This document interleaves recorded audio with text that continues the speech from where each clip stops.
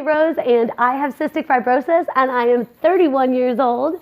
I always celebrate every birthday because when I was diagnosed at 3 months old, my parents had no idea what CF was. And they were told that I probably wasn't going to make it past kindergarten. But what they didn't know was all of the research on the treatment and care for cystic fibrosis was about to blow those expectations out of the water. Growing up, I definitely was living life a little bit different. Not every kid was taking enzymes. Not every kid was doing treatments at night.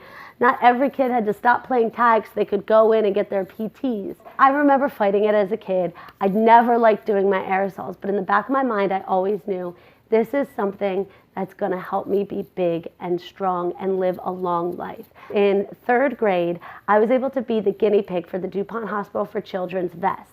I get to wear the vest in front of a panel of doctors, and when I finally got my vest to go home with, I was given independence. Instead of waiting for my dad to come home from work to do my PTs, I could do my vest at my own time. And all of a sudden, my CF treatment was in my hands. Flash forward a few years, and I end up being in the hospital for my first week of high school. That stands out to me because at that time, you're meeting all new people. I had to make sure that I was taking care of my lungs. It was balancing those things and being able to talk to my mom about it and having this amazing CF community where I could feel supported in doing all of these things that my peers weren't doing, but my peers were there for me.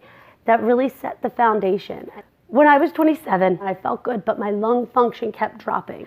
I was waking up every day more exhausted than the last. I was coughing through the night. I was having to change my patterns and sleep more just to get through the day, to drink a ridiculous amount of water just to get through a conversation. I would worry if somebody would hug me too tight because then it would cause me a coughing attack. And my lung function was pretty good compared to others with cystic fibrosis. And then it started to fluctuate. So it would go high, and then it would go lower than it's ever been. And then it would raise a little bit, and then go lower than it's ever been. And so I was going through this emotional journey. How do I fight as hard as I can with also accepting what's happening to my body when I can't control what's happening? I was going through that when Trikafta came out. I got to call my parents and tell them that I was approved for Trikafta. And I got to see the look on my dad's face.